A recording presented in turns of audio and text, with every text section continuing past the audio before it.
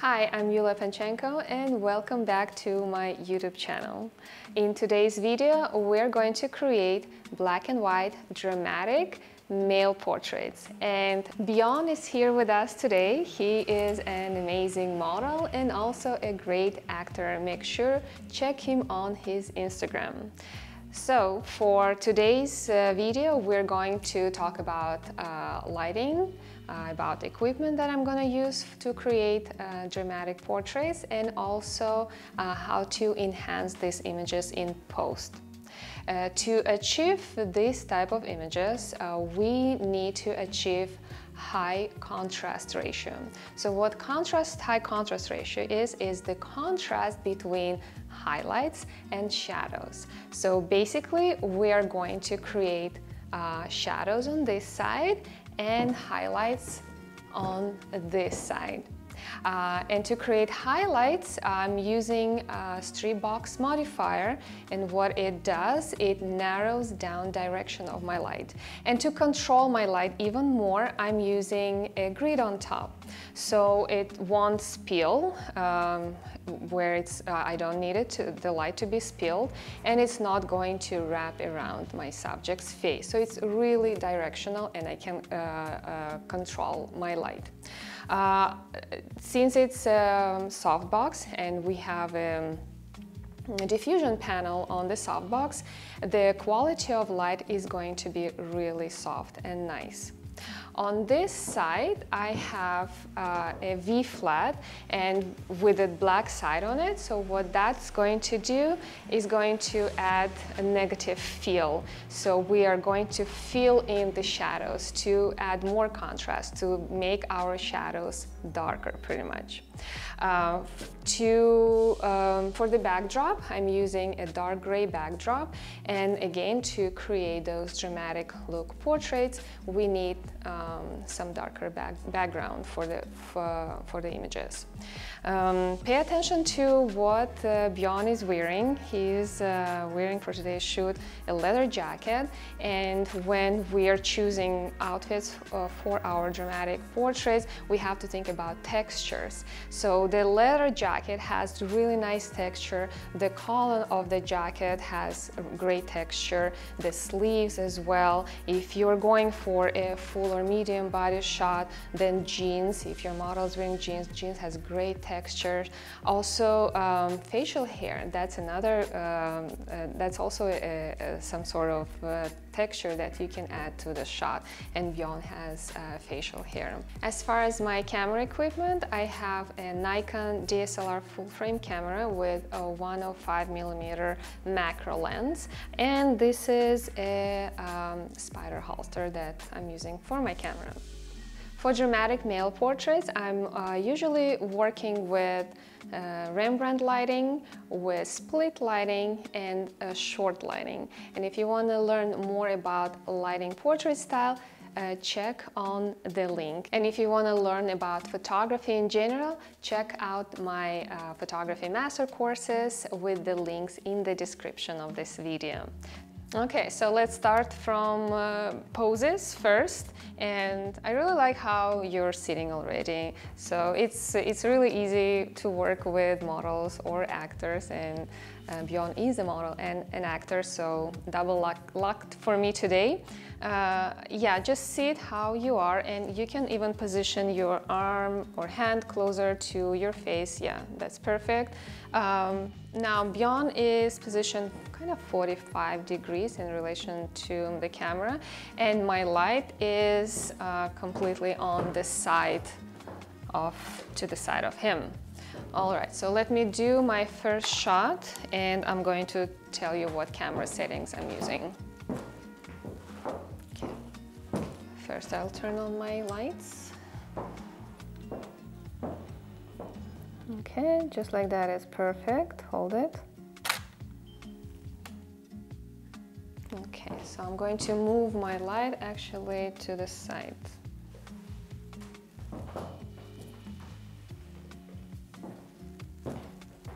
Okay, one more time.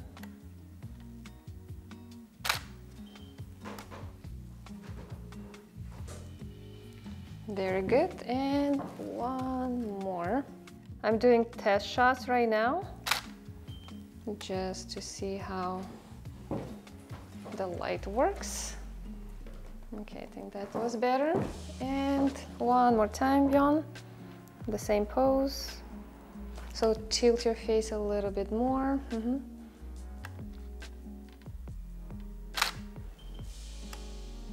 Very good. All right, just wanted to share my camera settings with you first.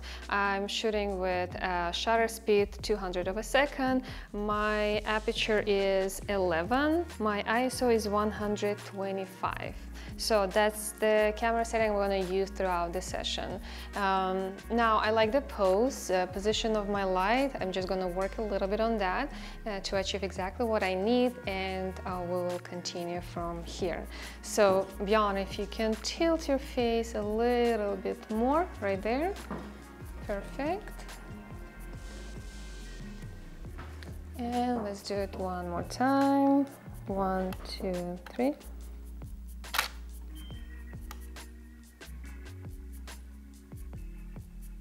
I think that's pretty good. And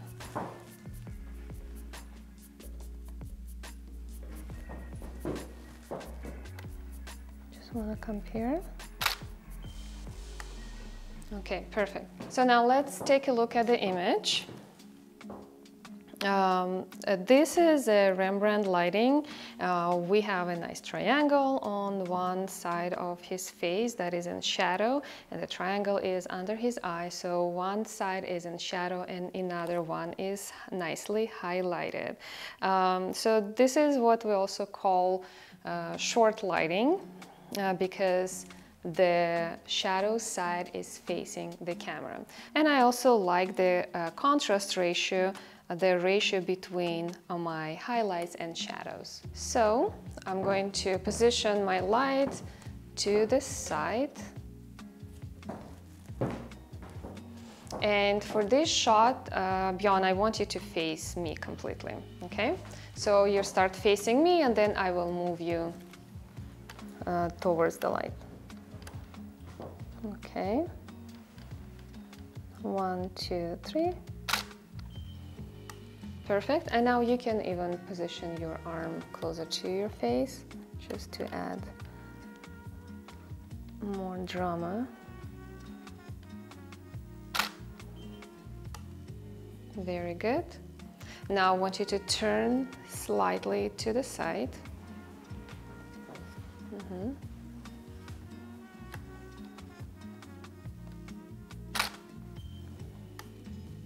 Very good. Now I'm going to move my light, move a little bit more to the side. Yeah, more.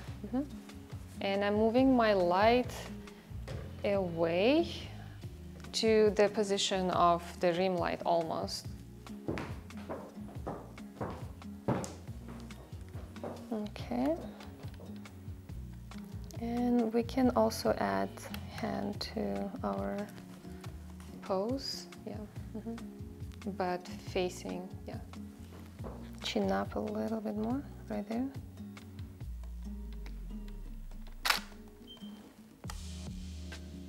Yeah, that's perfect. Now I'm going to move it even more away. It's going to be positioned slightly behind, 45 degrees towards Bjorn, okay? Don't move.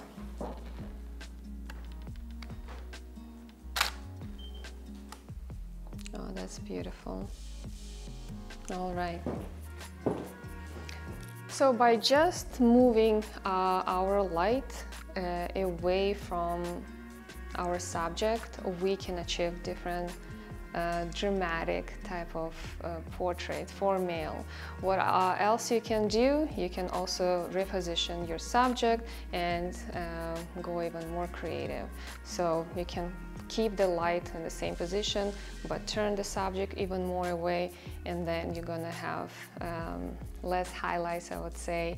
Everything is going to be more in shadow and just one part of his face is highlighted. So just don't afraid, experiment, and you can achieve really great images. So what I also do to go a little bit more, one step further, and to get even more creative, I add mist, fog, cigarettes, more texture, or second light, and achieve some interesting images. So we worked with Rembrandt lighting, with split and short lighting. Now let's take these images to post and enhance the dramatic style in post and see how that looks. I'm going to walk you through some steps I use in Lightroom when I convert my portraits in color into black and white images. So these are the images that I took of Bjorn during the session, and as you can see, they are already pretty monochromatic. They have lots of mood already, good contrast, and I don't need to do any major adjustments here. I just need to enhance this image. So let's work on this image, and the first thing I'm going to do is I'm going to click on black and white and convert it into black and white image. And now I'm going to work on the exposure. So I think it's pretty well exposed, I would say.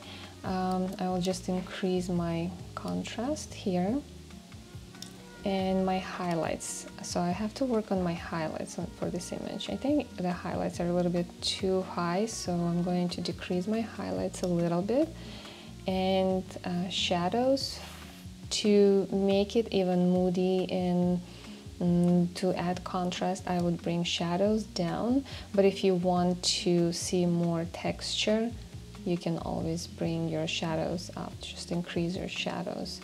But I'll keep it a little bit, I will decrease my shadows a little bit. So my whites, I will increase my whites, and I will decrease my blacks for this image. And I always increase my clarity when I work on male portraits, and I would go all the way to 20, that's fine.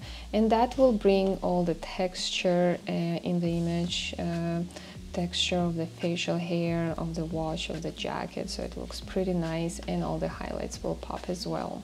So if when I work with female portraits, I would go with maybe clarity about 5 or less, so I wouldn't increase it that much.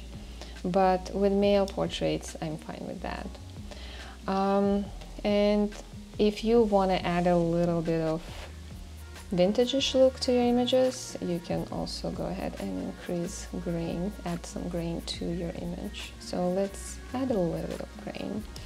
And that's pretty much it. Again, you don't need to do much if you shot this image already with lots of mood and lots of contrast. So all you need to do is just to work on those highlights and shadows, bring your whites a little bit up, just increase whites, decrease blacks, and increase clarity, and work on the exposure. Thank you so much for watching. I hope you enjoyed the video. I hope it was useful. And now I'm going to continue the photo shoot with Bjorn. I'm going to take more headshots for him for his modeling and acting portfolio. And I'm going to share them at the end of the video. So stay tuned. Thank you so much for watching, and I'll see you next time.